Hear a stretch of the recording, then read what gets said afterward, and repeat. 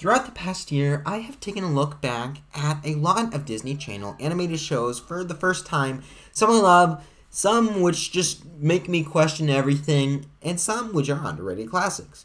But never has there been a show which has surprised me more than DuckTales has.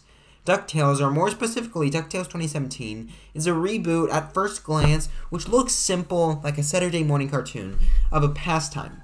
It's goofy. They go on Adventures of the Week adventures. For the first time I watched the show, the intro started playing, I clicked off.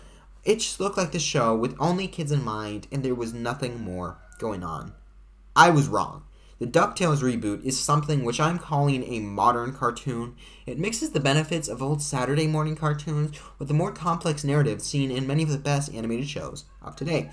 This modern cartoon is something embraced in almost every part of the show and ends up working amazingly and leaves us with such a fun collection of 3 seasons of television.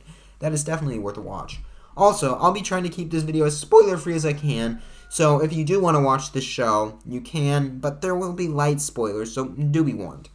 The first thing that stood out to me when I actually began to watch the show was the animation. In my opinion, DuckTales is the best animated Disney Channel show of all time, without a doubt. The character designs are so clean, but it is the backgrounds which really bring the world to life. All the background art is drawn in a pulp comic type of way. The inking is incredible, and the background artists tend to use black dots for shading like you'll see in Spider-Verse or, of course, comics. We see more comic-like elements in the movement of characters like motion lines or having copies of the same appendage on the screen being held, not just in-betweens, which gives for such cool effect. We'll see hands in 2 places at once for like 1 or 2 seconds, and it just looks super cool. The quality of the animation here is something really special and almost reason enough to watch the show alone. I think it does have something to do with paying homage to how the triplets originated with being in a 1937 comic series about, I don't remember if Scrooge or Donald, but it was one of the two, and that's where they originated. But speaking of comic books, the episodes have a distinct comic book feel as well. The diversity of adventures feels true to the old pulp comics.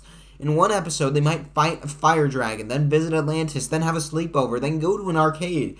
And what makes the episode so special is, in the end, all of the characters that just inhabit the world, we see the cast expand over all 3 seasons. At the end of Season 3, the final episode, or the second final, there is an event which reunites all the characters, and it's just crazy to see how many of them there really are in the world. First, we have Scrooge McDuck. One aspect about the show which really surprised me is the celebrity cast. This is one of the things I refer to when I talk about these modern cartoons, where, like the modern animated movies, they have a star-studded cast, but in the case with the show, the casting is also just about perfect. Each actor is perfect for the role, starting with David Tennant as Scrooge. David brings the charisma to Scrooge, which makes him so likable, especially in comparison to another character we'll discuss later. Scrooge is almost constantly yelling and saying weird things, but with David's natural Scottish accent and just energy, it feels a lot more normal and accepted. I already mentioned characters design a bit, but Scrooge's default outfit just looks perfect here, with the red, yellow, and black design contrasting perfectly and just looking very complete as opposed to the more clunky blue design he had in the past show. Then, we have the Duck twins of Huey, Dewey, and Luie. Here are the voice actors, because I don't want to mention them all, but wow, they did a great job. I came to the show for the second time after watching Community and hearing that Danny Pudi was in it, but all 3 of the Duck brothers just give top-notch performances. The personalities of each character are very distinct, as well as the designs for the characters.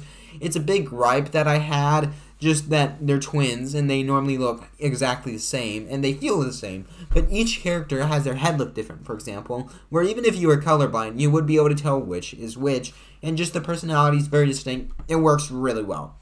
The fact that they did so much to make the characters feel distinct is something which I really appreciate about the show, and elevates my enjoyment factor a lot by having 3 separate characters instead of 3 clones of the same character. And finally, for the main cast, we have Webbigail. Webby is probably the most interestingly written character of the bunch.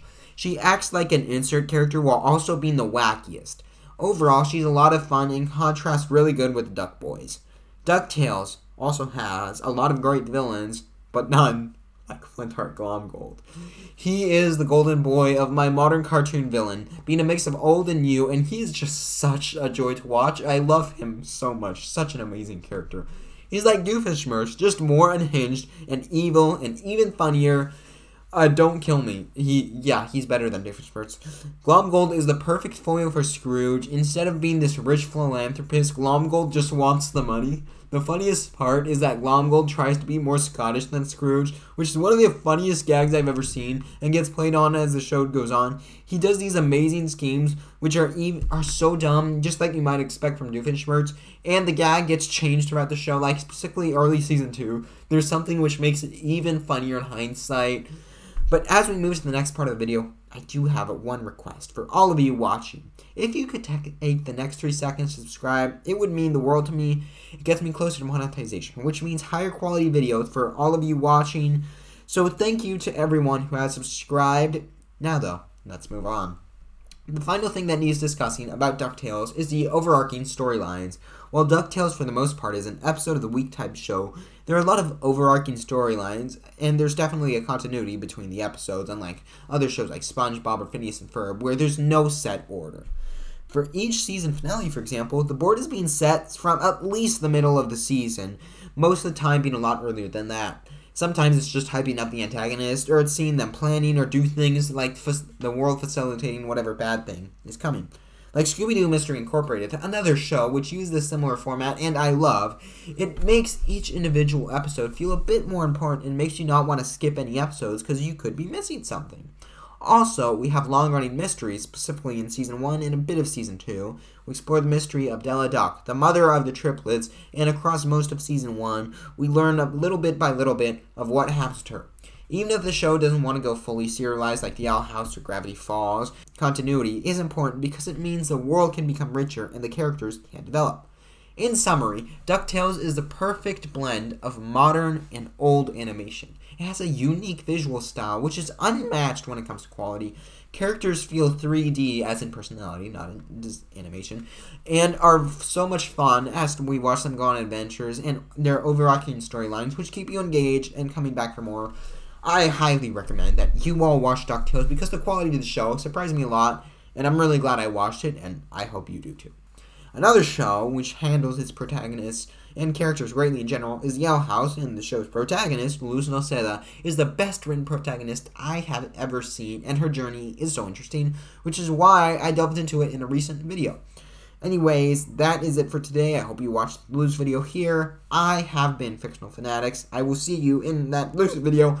Until then, bye.